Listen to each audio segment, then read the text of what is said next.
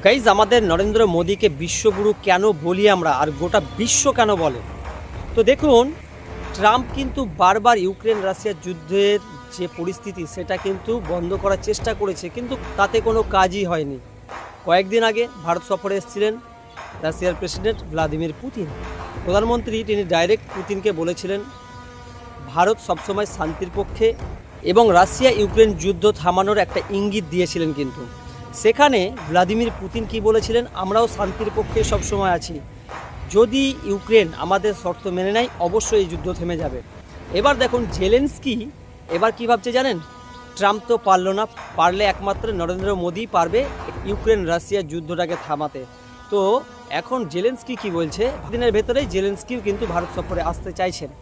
এবার সবথেকে বড় বিষয় হচ্ছে এই জেলেনস্কি দেখুন কেমন সব সময় কি ভারতের বিরোধিতাই করে এসছে।